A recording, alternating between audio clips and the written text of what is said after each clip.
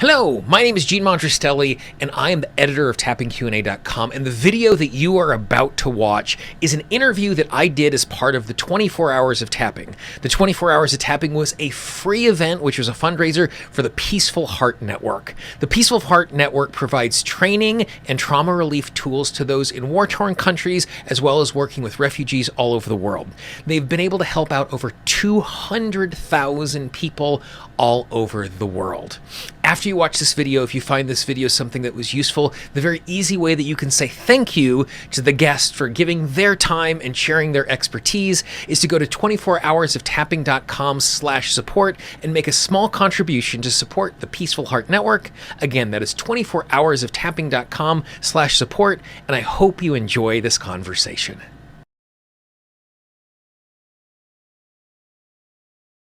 My next conversation is with my friend, Dr. Tom Hanson, sports and business performance coach. Dr. Tom Hanson coaches highly successful athletes, teams ranging from the New York Yankees and Microsoft to entrepreneurs and amateurs in a wide variety of sports. He started tapping in 2003 and is widely known for his work with the yips, something that I'm very aware of, a state of nervous tension affecting athletes as they produce involuntary muscle spasms. Can you imagine if you were in a circumstance where you're trying to do something that is physically requiring you to be present inside of your body and you are unregulated in your nervous system? It is an impossible thing for you to do. And so Tom does a lot of really amazing work in helping people to get into their body, but show up in a way where they are effective and they can perform at their highest level. So please welcome to our virtual stage, my friend, Tom. All right. Good morning, sir. How are you? I'm doing great. Thank you. I'm geared up, ready to go. Lucky thing for me being this somewhat late in the program, I was able to learn a lot that I'm able to work into. Excellent. I love the fact when we're able to build on things and to be able to just create a coherent experience because we're all on the same page. Yeah. And so since you've been paying attention, you are aware of the question that I've been kicking off all of these conversations is origin story, not your tapping origin story, not your transformation origin story, but how did you find your way to a place where you are fascinated by performance and just wanting to engage with people to help them to just day to day, like we have here in the title, to perform at a place that they're really happy with as they're doing at their best selves? Well, because I've heard you ask that, I've prepared a little ninja move for it at the outset. Excellent. Here, which is for people to consider, what would you like to have happen? To me, that's it's like if there's only one question, or it's like the ultimate coaching question is, what would you like to have happen? And it's easy to get caught up in different things. But I encourage people as they watch this, it's like, yeah, well, let's see what this guy has to say. I'm having breakfast or doing whatever you're doing, or getting ready for bed, wherever you are in the world. Think of something that you would like to have happen and listen in a particular way. Listen like something that either myself or Gene is going to say that will make a huge difference, that will enable you to make a big leap or even a little leap that you're going to apply to it. So think of something, a goal that you have or a way that you want to be in the world, and really look to apply this to that. So what would you like to have happen? So for me, I got into this field sort of as a physical. I'm starting to see it now as a bait and switch with my physical development, because when I was, say, in junior high, we called it in Moorhead, Minnesota, where I was. I'm in Tampa, Florida right now, where they call it middle school. But I was bigger, faster, stronger than everybody. I'm like 6'3", 6'3.5", and I was pretty much that at that age. And so I loved sports because I was good at it, and I could just kind of dominate a lot of the sports without doing any work. And then gradually people caught up to me, and I was no longer just able to show up and win. I had to do stuff. And I certainly reached a limit, played like college baseball and a lot of rugby. And so I did well, but not able to really go and fulfill a dream of being a professional. So one day as a junior at Luther College, which came up earlier for some of PETA's research being done there in Iowa, I decided to have a major. I said, okay, what do you love? It's like sports. And okay, what's something real? It's It's like, I'd like my Psych 101 course because they really were just telling us things that we already knew, but they just put a name on it. So it was pretty easy. And 2 weeks later, I saw a book that's right over there called Sports Psyching. It's like sports psyching, and there's a field of sports psychology, and I've been in it ever since. So I ended up with a PhD in sports psychology. It's a PE, physical education degree. It's not a, I'm not a psychologist. It's really about performance. So what would you like to have happen is this. What's happening now? This. Let's close that gap. It's not so much that you're super traumatized and unable to cope. And so I just combined my dad is a PhD, my brother is a PhD, very education oriented, plus sports came to that. And so it really came to performance. And I really started studying, well, what do the really good people do? The people that far exceeded what I did. How'd you do that? You know, and talk to like Hank Aaron, Rod Carew, Stan Musial, like the best hitters. So baseball was really a main focus, and sports. And we'll use examples there, but it also got into the business world after I left a college teaching and coaching job. I was in Washington, D.C. and started working with executives and leadership teams. So it's really, to me, it's human performance. What a person does is secondary. And so then, so sometimes we are in a circumstance where we don't know what we want. That sometimes we ask question 0, what don't you want? Then after we figured out what we don't want, then we get some clarity about what we do want. So once someone is in a position where what you're talking about, they understand this is where I am. And right now, this is where I think I want to go. And I say think I want to go is because, at least in my experience, as I am taking action, I'm moving towards goals and whatever, that can evolve as I learn through that particular process about what lights me up, what I'm capable of, that sort of stuff. Once we recognize the gap between where we're standing and where we'd like to go, what does the process then look like as we try and assess the stumbling blocks? Because sometimes it's practical stumbling block. I would like to do this. I would like to be able to throw a split finger fastball, and I do not know how to do that. So I need to physically figure out how to throw a baseball in a very particular way. Sometimes I might know exactly what to do, but I am not doing that thing. So what does that initial step process look like? Well, the first thing off of that, my first coaching principle is feel good first. Okay. So feel good first means having some movement, because as you've talked about throughout, like if you put it in, frame it in terms of safety, it's like, well, if I'm not safe, then my split finger fastball, grip doesn't matter. Whether so you need to the safety, but then also the feeling good, as in I'll go through a 3-step process here that I use in answer to fuller answer to your question. But it's like, okay, I know that I think much better when I'm feeling good. So I don't want a goal set when I'm in the dumper. It's like I'm feeling bad. It's like, well, okay, I can't do that. I can't do that. And it gets hard to get clarity. So I like feel good first. And then the second is be on target. So I want to have a sense of momentum so that I can think clearly. And I'm going to say, well, I can do this when I'm in a really positive, resourceful state. And the opposite is true when I'm not. So that's why, what do I need to do to feel good? And if I don't know what I want to do, the big thing is, well, what you want to do is feel good, right? If you did know and you got it, you'd feel good. So do what you need to do with tapping, all the other tools, everything available to you to get that sense of momentum and get going forward. And then you think, okay, well, I want that.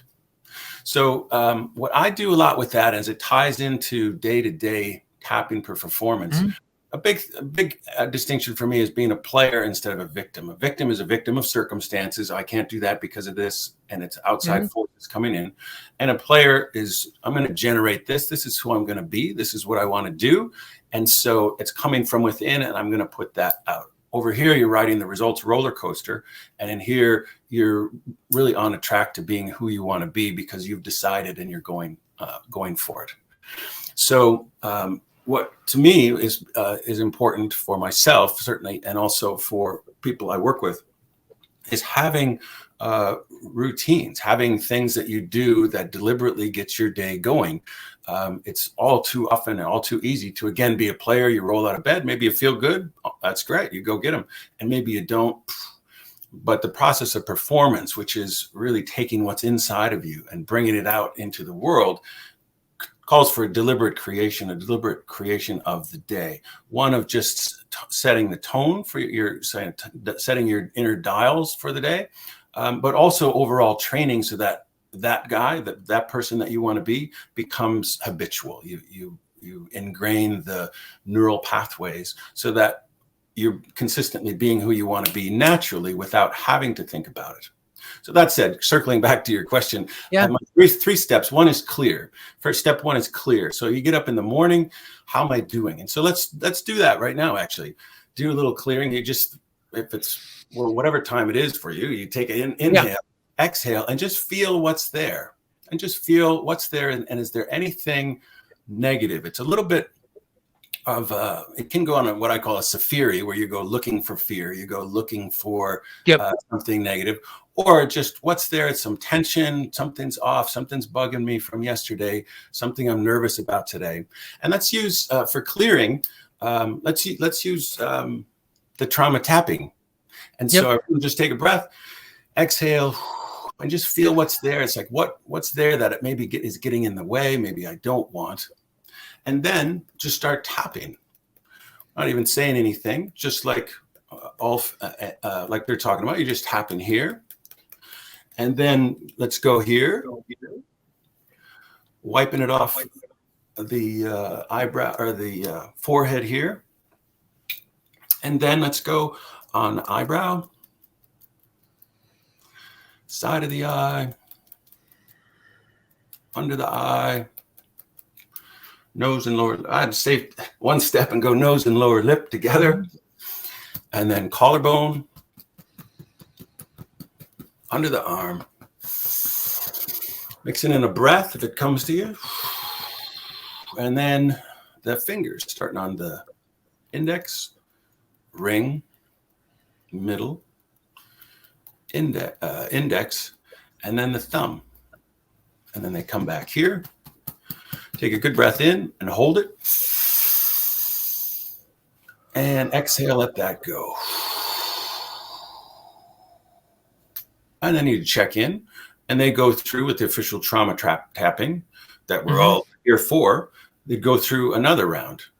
I'll hold on that for the moment, but just tune in and see what opened up, what you noticed, anything you can articulate, Gene, for you. At this point, as I am underfed and underslept, energy showed up inside of that particular thing. So there was, not full, but a little more mental clarity, but also just like a sense of, not here, and just tuning in that way, and just all of a sudden just having a slightly higher elevated resource state, which, as you're saying, like makes whatever my next action is just easier. Maybe not perfect, not over, but just like, because I've stepped up in a resource state, it makes it easier for me to do whatever is going to be happening in front of me. And I can just feel that energy in that way. Right on. So one more step, because we're at this 3-step process. Step one is clear. So one, just like I took a hypnosis course. It's come up a few times with Mike Mandel. And so let's do a second round like this, which is another variation. Just tap on the top of your head. Inhale, exhale, and now go to eyebrows. I like to go like this with the third. So I'm getting a third eye spot there. Side of the eye. Under the eye. And under the collarbone, I like a claw technique. I get both sides with one. And then take a breath in and just grab your wrist like a football referee calling holding. There are a number of spots there. And let that go. And then I also like to go to a happy place. Like, what's a real happy memory, a real peaceful place? Or with my athletes, it'll often be that they've got a list of times they've really played great. It's like, I remember that Park City game. Oh yeah. Because we're going to clear out and then bring in something positive, which helps, with the memory reconsolidation and the process that we know going on for the tapping. And so often, and then as we go through and do a bunch of laps like that, as working with someone very much influenced with Steve Wells, what you were talking about a couple hours ago, this becomes an anchor for just feeling good. So that's a couple of ways to clear. So it's like, I want to get clear first. And step 2 is create. So create, what do I want to have happen now comes really into play now that I've sort of cleared the deck. So create, what would I like to have happen? So you think of things, and I go with like a coaching program, we'll spend time going through an exercise of like when you were at your best, what were you doing, and go back there and re-experience it, and then project that into the future. What's your dream? What would you love to have happen? And get them to experience all that. And we mine that for information and then come back to it. And I like to have a name for the guy or the woman, whatever gender you want your person to be, or a thing. You know, I've had a couple of butterflies lately. I've had, these different nicknames, or the beast, or the dominator, or whatever it may be. There's an identity. There's a part of you that you at your best, and go to your future on an NLP timeline stuff. I really like, where's the past and where's the future if you're on or near a timeline, and go out there and then come back and embody that guy now, embody that person as I'm getting ready to start my day. I'm going to embody that future self version of me, come back to now. And then I can still check, is there anything that any resistance I'm getting to that? If so, I can go back to clear and tap. But if I'm feeling good, I'll lock into, particularly, you want to act that way. You want to stand or sit, act confident. And I'll get to my ABCs here in a minute, but acting, carrying yourself, or even stepping into that guy. You can bring that person, that future self, have them standing here, imagine stepping in. And then now I can go through my day. I'm going to create my day. How does that guy go through my day? What have I got coming up? And so I'll create like that. And then the last step of the 3 is compete. I'm going to compete. What am I going to do moment to moment? I like to have people have a Goldilocks for sports performance, and it works through the day as well. But a Goldilocks means, like Goldilocks, is there's too much, too little, and just right. Right. To me, Goldilocks rules the world. Well, there's too much of whatever X is. There's too much, there's too little, and there's just right. And there's just right for you at this time. So it's a moving variable. But as a Goldilocks, it's like, what is it that you want to focus on that's just the right amount to fill your head, but not too much so that you're overthinking stuff. And I think something that's really important, even though, you come from a sports background, we've been using sports analogies, that this is not just about the way I show up in an athletic endeavor. No. Like you're talking about, like as that future self, that act thing that you want to do, it's like whatever I am doing today, however I'm showing up, wherever I'm showing up, how is it, like, if I could choose an optimal way to do the things at my work, show up in my relationships, those sorts of things, we're able to do the exact same thing here. It's not just like, it's really easy to think about something physical because it's really easy for me to see myself doing something physical, for me at this point in my life, my sports is rock climbing. It's going back to something from my youth. But just because I use that as an analogy doesn't mean I don't use these tools to work on my business and show up in my relationships as well. Yeah, it really doesn't matter. To me, I enjoy working with people who are passionate and they have a gap. Yeah. It's like, what's going on? Like the GROW model, you might be familiar. Hey, what's the goal? G is goal. Oh, I want to be this. R, reality. Where are you now? Here. O is options. What are some options or opportunities to close that gap? And then W is, well, what are you going to do? So one that has a gap, if they were delivering pizzas, there's sometimes I've a couple of times I've not known what the person does, and we just called the thing X, or you don't even know. The beauty with the tapping, you don't even have to know the issue, or it's like, think about X, what comes up. And so to me, it really is human performance. It isn't, it's a sports thing, because it's this. I'm talking about what I do and what I teach, and this guy goes out and is a major league catcher, and this guy goes and runs a business. This guy is a customer service. He's gonna go and put it on and answer questions. People are going to come at them. They need to be kind of Keanu Reeves and be able to take people that might be really angry. It's just, or this guy's facing a fastball. This guy's facing an angry customer. Same thing. And so like, I appreciate the clarity of what we have going on here, the figuring out, getting clear at the beginning of the morning, having things, changing my resource state. And, it's like the old Mike Tyson line. Everybody has a plan until I get hit in the face once. Yeah. So it's great that we have this plan and this disposition and we're stepping into it. Like, what are the common pitfalls that people will easily fall into as they are trying to step into this particular thing? Because, like, I'm guessing, like, I don't know this for certain, but I'm guessing that the people you work with do not have perfect days every single day as they're implementing this particular stuff. Right. Nor does the person working with them. Right. Yes, absolutely. So then, yeah. so what are those? What are the okay, I'm heading in this direction. I recognize the fact that I can deliberately, consciously do things that are going to position me so that I can work on my performance. And now that I have this plan, what are the things that I'm going to bump into as I navigate the day that are going to make that harder for me so I can prepare as I step into stuff like that? Yeah, and that's you loaded up the question with a big chunk of the answer, which is preparing for it. Yep. That's exactly what's going to happen. I talk about it a lot as we have an inner traffic light. And so the whole thing could be summed up as you want to get yourself green deliberately in the morning, and it really starts the night before, but deliberately get green.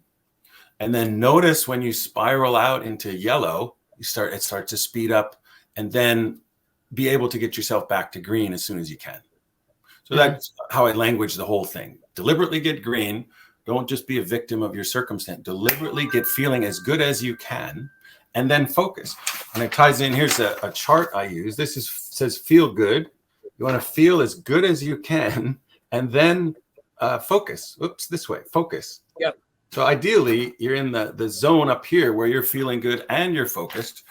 Yep. But you're going to not feel so great all the time. And so there's a big distinction there is that you don't have to be confident. You don't have to be feeling good in order to perform well. I've got a quote from Chris Bryant, baseball player. One thing that's helped me a lot is even on days when my pregame and batting practice, so getting ready for your day, whatever it is, feel really bad, I've been able to turn that feeling off and focus on me versus the pitcher. I don't worry about how my swing feels. I focus on battling with the pitcher. And so there has, to me, I talk a lot about an acceptance of, oh, this is how I feel. A couple of people have referenced Michael Singer. I just went through his book, which is really all about acceptance. And acceptance doesn't mean you like it. It doesn't mean you like how you feel or where your ball is on the golf course or what your boss is doing. But if you accept this and you accept your feeling, I deeply and completely accept myself anyway at the heart of it. If I accept it and then, okay, what do I need to focus on now? What is the focus? That's where the Goldilocks comes in when I talk to Hank Aaron. And Hank Aaron is 12 miles ahead of Stan Musial, the second place guy, on total bases. So if you hit the ball and you get to second base, that's two total bases. And that's 90 feet plus 90 feet. Hank Aaron is 12 miles of base running ahead of Stan Musial. So PhD boy here says, how did you do that? How did you do that? And he said, well, it's not all, but he said, yes, I was talented, but I was great mentally. What did you do? He said, it was my preparation. I visualized what I wanted to have happen. Jerry Kuzman's pitching tonight. What does he throw? And I see those coming in. And then I have a very simple focus, which is I want to put the fat part of the bat on the ball. So in the business world, because you probably don't play baseball, fat part is the best part of the bat. How do I get the best of me, get at my best, and then bring it to the most important thing, which in his case was the ball, But for you, it could be, it's a family, it's a customer, it's what it's. So how do I be at my best? So you have a simple, clear plan, knowing full well that you're probably not going to feel 100%. There's another quote in here from a guy named John Lester, a pitcher who is one of the top pitchers, especially in the playoffs. Now, you want, over the years, you want John Lester on your team in the playoffs. And he talks about how I'm going to have 30 starts in a year. 5 times I'm going to have my A game and feel great. He's one of the best in the world. And 30 times, 5 of those 30, he's going to have his A game. 5, he's going to have his C game and just suck and not have anything. And then 20 times he's got his B game. So he's compensating and adjusting. So long answer to your question, that step 1 is accepting that that's how it goes. Mm-hmm. Too often people, it's like, well, I've got 70% of my 100%, and they focus on the 30 that they don't have instead of maximizing the 70 that they do. And also know that, hey, have you ever not felt good but produced a good result? You must do that with a client. There's got to be some, okay, game on, you got to go, right? Or do you feel 100% before every client call? Yeah. No, absolutely. And I think the thing that's, like, I have all sorts of systems and I have all sorts of structures inside of my business, and I don't have them so that things go perfectly. I have them to create resilience when they go wrong. Yeah. And I really like what you're saying here about this idea that we don't have to be in a situation where we are optimal in everything that we're doing every moment of the day, that we're stepping into things to be able to get things done. Like, I'm like, when it comes to things in my business, I'm a really, really, really big fan of process goals that are not outcome goals. The process goal is, I'm going to show up and I'm going to do this for X number of minutes every single day, that builds some of that internal resilience that you're talking about. And knowing that, like, sometimes when I sit down to write for my business, I will spend an hour at my desk, and the thing I will learn is that's exactly how I'm not going to write it, and I'm not going to share it with the world. Like, I've taken the thing that is unuseful and I flushed it out of my system. And that is not an optimal result. That is not an outcome that I can share with the world, but it's part of the process, and recognizing the fact that for us, being successful is process and doing these things in such a way where, when I am not showing up in an optimal way, how do I manage it? And I apologize for the folks listening, because, you and me have probably watched more baseball than everybody who is combined watching this particular thing. But there's nothing I enjoy more than watching a crafty left-hander who is in his late 30s, where he's in a circumstance where he does not have the physical gifts as the 22-year-old on his team. But what he's able to do is recognize he accepts where he is. He recognizes the tools that he has at his disposal. He has a very clear set of this outcome, and he just uses the particular tools that he has, which young pitchers with strong arms don't have to use any of those particular tools. And he finds a way to be successful because he recognizes, again, this is where I'm starting. This is where I want to go. What are my options so that I can step into this and do it in a way, and is okay. Like, maybe he's okay with that. The ones who are successful are okay with that, right. Right. And if they resist it and fight it, then they were flushed out fast. And so I remember at Virginia, my advisor was a guy named Dr. Bob Rutelli. He's really big on the golf tour. He's like, always talked about, fall in love with your own talent, with what you do, be in love with it. And now, again, don't get hooked on that stuff. I don't play golf. It's that, well, what do you have? And be in love with yourself. Be in love with what you have and you can do, and not be, here, I've got like a pitcher that's like, he's got some of the best stuff in the whole organization, but he sees someone else with a faster fastball or a bigger curveball. He's like, oh, I want that. It's like, dude, stay with who you are and do a great job in being yourself. Be the best you can be, and not get hooked out there. I want to introduce you to a superhero. I've got a few. Like, back on your question, it's like, well, what do I do when I'm not feeling so great? Here you say, hey, Segi. And here's Segi. There's 2 versions of Segi. Segi is a segmenter. So you break something into segments. So I'm not feeling good, whether it's baseball or my work today, or with my family, or I've got to do this. Well, segment it down Call in Segi, and Segi, this is Segi narrow, and Segi having spread out. And in baseball, the mantra becomes one pitch at a time. It's a segment. You've broken it down into this. Got a guy who's thrown 2 big league no-hitters. He said, if you said, can I throw 10 strikes in a row? I said, probably not, but I can throw 1. And you just need to throw one in a row. And so what segment am I in? Not that long ago, I was really angry about how some things were going. Speaking of being off. And then it was time to take my daughter to school. And so I was kind of steaming. And then it's like, wait a sec. And Segi, come in. I'm now in the segment of taking my daughter to school. How do I want to be? Like clear, create. How do I want to be? What's important? It has nothing to do with her. Why should I take it on her? So I'm in this segment. Can I be who I want to be? The dad I want to be in the car because I'll have to deal with what I'm mad about when I get back. Can I segment it? And generally, if I talk about, again, baseball, if you're going good, hey, I'm playing baseball. Yeah, I'm on offense. Now I'm hitting, and now I'm on defense. It's one thing. I'm living my life.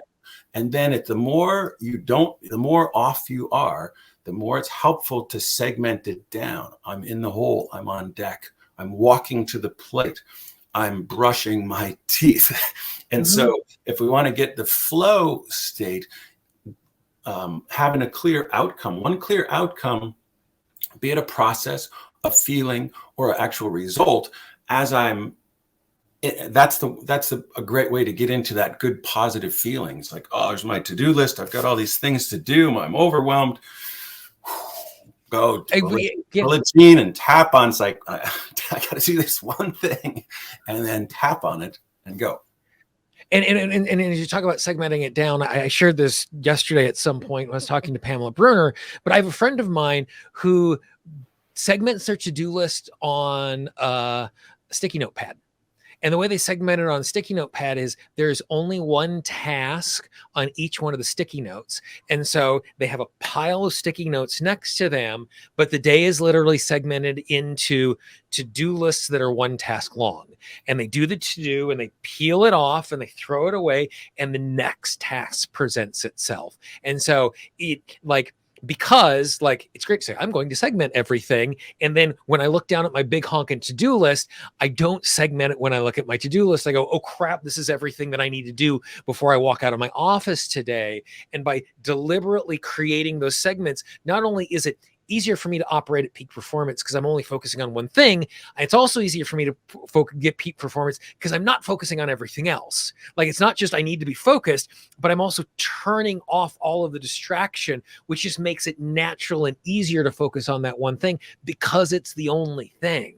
That's when I asked Hank Aaron's, like he broke Babe Ruth's home run record in '74, and it was like he got death threats. Hey, I'm not gonna have a black guy break Babe Ruth's record. I said, how did you keep hitting home runs? Because if you're trying to hit a home run, it's really hard. He even said, I'm just trying to put the fat part of the bat in the ball. And he said, just what I've been telling you. I've mentally prepared. Here's who's pitching. Here's what's going on. And I've got my simple plan. I'm going to execute that. And things block out as a result of that focus. Segmented it down to that. And then the other stuff got knocked away. There's one thing I want to make sure I get to about this create. Remember, I'm talking about a model for day-to-day tabbing performance. Think clear. Got tons of tools for that. Create, and then compete. And compete, have a strategy for that. I've got something I would like to touch on there too. But the havening, was it John D? John D was talking about havening. And I've got a certification in that. I'm a certification junkie, and a super powerful tool I got from that. And people, we could try this now. If you think of, okay, who you want to be, or a quality you want to have, it's like confidence, calm. Say, I want to be calm and confident today. Is that, or do you want to pick two for you? From here on, how do you want to be from here on to the end of the tapathon? I would like to be focused and energized. Okay. So now if you just go like this with a havening move, it's on the shoulders. And now the move I like with this, and I'll explain havening if you want, but is what if I was focused and energized? Is that what you said? Focused and energized? Yep. So say that 5 times. What if I was focused and energized? What if I was focused and energized? What if I was focused and energized? What if I was focused and energized? What if I was focused and energized? What if I was focused and energized? Yes. And what comes up, what thoughts, feelings, images come with that? Clarity. Like it, you know, with a sense of focus, there isn't supposed to be something that is showing up, and that's what exactly happened. Like it showed up as clarity. You know, is kind of like just the whole thing got squeegeed clean inside of the space right here. And there's 2 parts to that one. And so again, you can tap clear. I'm going to tap till I feel clear, and then I'm going to create. What if I was whatever qualities that you want, or what if I was my character? You know, what if I was the dominator? What if I was the dominator? So it's sending. It's like tapping. It's talking about sending delta waves back to Miggy. This is for me in sports world. Miggy is Miggy, hey Miggy and text. So break the whole brain down. It's a little more going on than that. But for me, Miggy, Miggy's got to be happy. It's like I call Miggy the inner umpire, telling whether you're safe or not. And so you're sending signals to Miggy. The second move is a hand move and here. But if you're then the verbally, what if I was? It's a nice move for the whole. What do I say? I choose, I choose to be calm and confident, or I am confident, or even with, I release all this and that. I release all attachment to that. Okay, that to me is still a bump up from this, because you're doing an end round if you say, well, what if I was? Because if you say, I'm confident and relaxed, I can just come, the BS meter can go, no, you're not.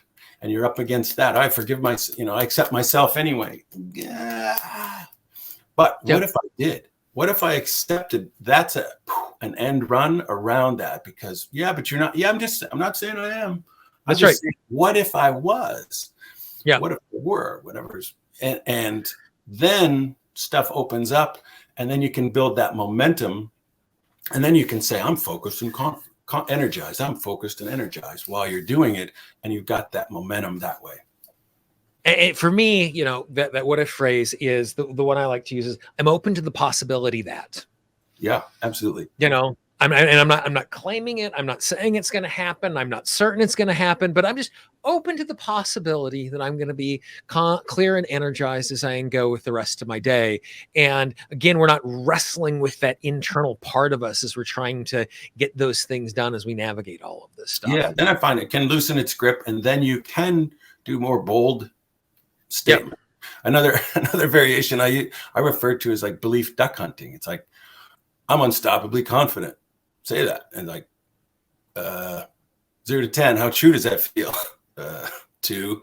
Okay. But it can bring out the ghouls and the goblins. Like, I throw the ball freely and easily. We're back on, like talk to the yips, where a guy can't get himself to throw the ball to the pitcher, say, or a golfer should swing the club freely. I throw the ball back easily and naturally. It's like, okay, what just happened? This came up. I got tension here. This thought. Okay, I release all emotional attachment to that, and that's how I use that with Steve Wells stuff. It's like I use, like you were saying, you don't necessarily have to put words. Hey, when you put yourself back in that situation, okay, you there? Yeah. What comes up? Well, I feel it. Okay, just say I release all emotional attachment to that, and bang away. I'll often working with someone, I'll do, okay, we're going to go 12 minutes and just process this. So they have a game, say, or an event in their past that they feel bad about, and it didn't go well. And that was sort of where the yips or where some negative stuff came from. It's a small T, but for them, it's a substantial trauma. And they're back to that game. And then respawn, for the video people, think of respawn in that game. And what comes up? Well, I feel, I can feel it here. Okay, I release all emotional attachment to that, and go and go and go. couple laps, and then a breath. And maybe we go here and say, okay, now go back there. What stands out to you now? What do you notice now? Well, and then go. And I'm just going to go and go and go and go, not reframing for them, not trying to think. That's where I get hooked. It's like, I love when people can do that. And at times I can do that where I'm saying something on each tapping spot, but more often I don't, because I feel like it's a burden for me to come up with that. When, as a couple of people have talked about, it's like they'll come up with stuff, it'll shift. Right. There's a havening move, where I just call it the processor. You hear and you just say anxious. You're back at the event and you just say anxious, anxious, anxious, and I'll just sit there, have them go anxious, and now take a breath, exhale, and now go to the hand move, and now go back to it. Now what comes up? Tightness, and repeat that. Now the face move, what comes up, and you just keep going, and then it'll shift, and then it's like excited. Like, what? What? I try not to react that way, but sometimes it'll be like that, like fear, fear in my chest, fear in my chest. Take a breath. Now go here, go back there now. What comes up? Yeah, excitement. What? How did that happen? And just keep trusting the process and work them out. And so we have a boatload of strategies and approaches and a lot of really great thoughtful stuff that I'm going to encourage folks when you get the replay to go back, go through, pick through, find the pieces that are most useful for you. So if you are in a circumstance where you are working with someone going, great, I'd like to be more focused, have better performance, whatever the way they describe that thing, of all of the things that you shared, what is the one that someone should start with? Because you gave a great process and lots of steps inside of that. And sometimes I find when I am doing something new, I don't have the capacity to do lots of new. I have the capacity to do a little new. And then once I master that, add to that. What's the starting place, or what is a possible starting place? Because I'm sure it's individual. I think I would go with feel good first. That's why it's my opening principle. Go feel good first. And so, because once you're feeling good, whoa, the world opens up to you. And so very kind of Abraham Hicksy of just like, I'm going to feel good and put a priority on that. And as I get momentum, then I get more ideas and everything spins off of that.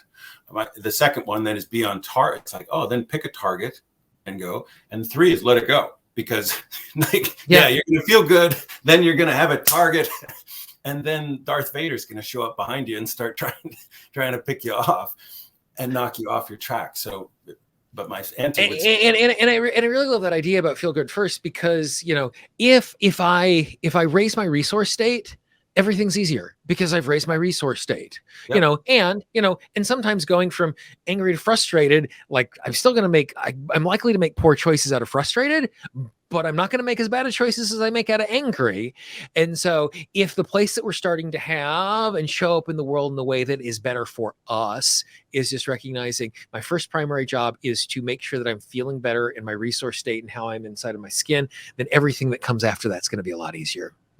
Yeah, absolutely. And that all ties back to like being a player instead of a victim. It's like, I'm going to deliberately do something or I got a picture of a guy reaching for the highest state, feel good, and then focus. Feel as good as you possibly can. And then it's game time. That's a difference between there's like a real self, whatever that is. Like my authentically, I'm this way. Well, then you got to go to work, or it's like, Hanson, you're up. Like, okay, well, I need to process some stuff. I've got some father stuff. It's like, no, you're on. The ground ball's coming to you. The meeting is about to happen. You got to step it up. That's where all the different tools come in. The more you've practiced it, the better. But okay, then call in Segi and say, okay, for these next 2 minutes, I can lock it in. And what's the key variable to win, WIN, is what's important now. Okay, what's important now? This. Okay, I can do that. I can't do this, but I can do that. Awesome.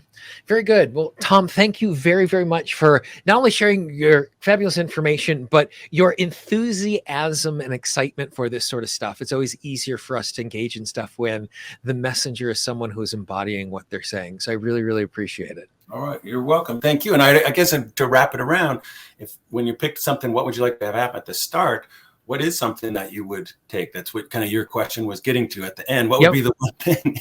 And maybe it's something else for that relates to what would they like to have happen? Yeah. Awesomeness. Thank you very much, sir. Yep, you're welcome.